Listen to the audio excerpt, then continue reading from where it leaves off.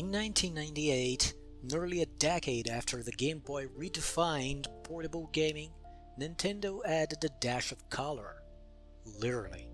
It wasn't a revolution, it was an evolution.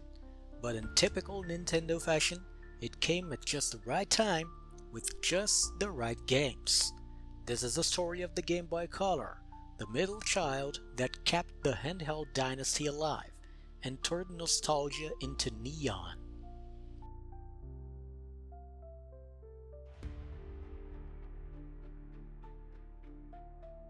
By the mid-90s, the original Game Boy was aging, but still selling thanks to Pokémon fever.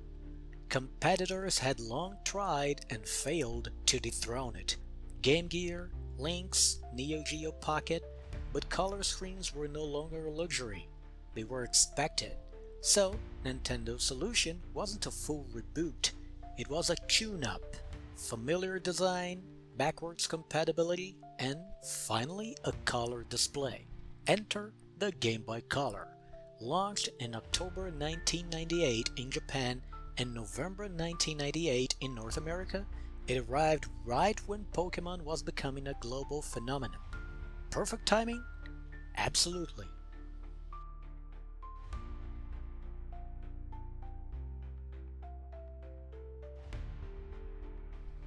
If you've held a Game Boy Color, you know the feeling.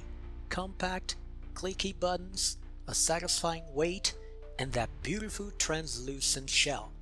Nintendo introduced multiple color variants at launch, including Atomic Purple, everyone's favorite, Teal, Grape, Berry, Kiwi, and Dandelion, plus region-specific or later models like Pokémon Edition, Hello Kitty, and Tommy Hilfiger.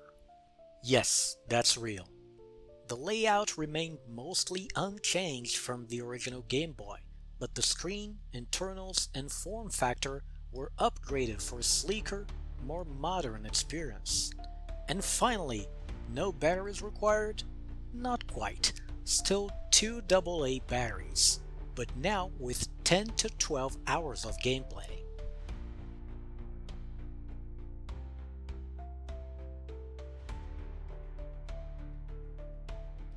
Yeah, it's got color, I knew that. But what else changed under the hood? Well, the CPU was a custom Sharp LR35902, just like the OG Game Boy, but upgraded to 8 MHz, double the original's 4.19 MHz. Also, now it had twice the RAM, 32 KB, and 16 KB VRAM, giving it enough oomph for better games, if not quite SNES level. The display was 160 over 144 pixels, just like the original, but now it was 56 on-screen colors from a palette of 32,768. Games could either simulate color for older GB titles or be fully colored for GBC native games. Still no backlight though. Bring a lamp or wait for the GBA.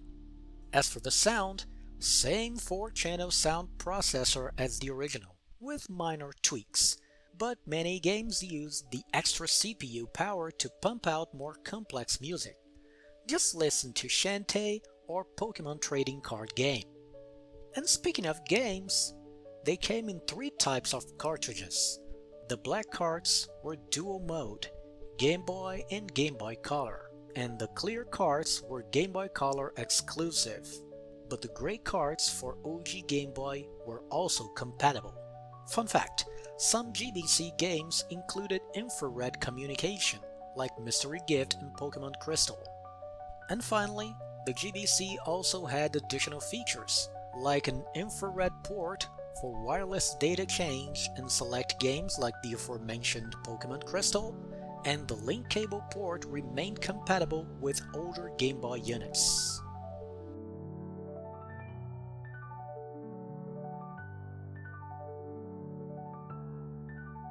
The Game Boy Color had a shorter lifespan, but it made it count. Pokemon Gold, Silver, and Crystal, full-color monster collecting with day-night cycles, breeding, and Johto vibes. Crystal was a GBC exclusive and included animations and more refined sprites. The Legend of Zelda: Oracle of Ages and Oracle of Seasons, an ambitious two-game crossover by Capcom with puzzle-heavy dungeon design and deep storytelling. Wario Land 3, a platformer with branching levels, collectibles, and creative level design. Metal Gear Ghost Babel, a stealth action GBC exclusive, often overlooked but critically acclaimed. Dragon Warrior 1 and 2, Harvest Moon GBC, Bionic Commando Elite Forces, and more. And then there's Shantae, released in 2002, a late-era GBC game that pushed the hardware to its limit with smooth animation, bold visuals, and clever level design. It sold poorly at the time, but it started a beloved franchise.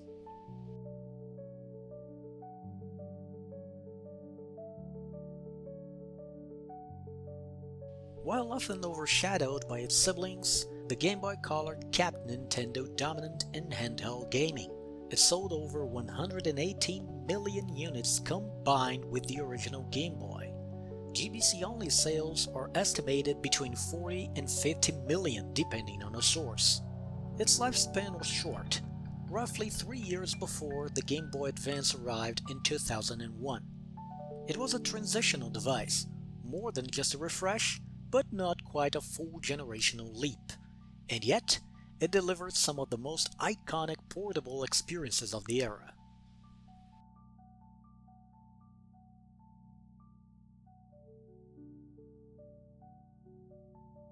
The GBC marked the beginning of Nintendo's tradition of iterating thoughtfully rather than rushing forward recklessly.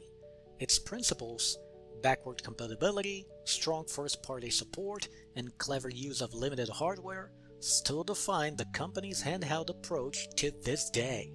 Even now, Game Boy Color titles continue to appear via emulators, ports, and Nintendo Switch Online.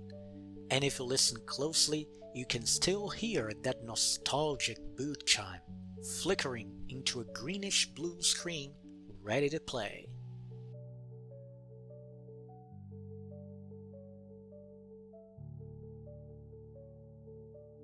It didn't scream for attention, it didn't boast a backlight, but it gave the world a richer, brighter version of something we already loved.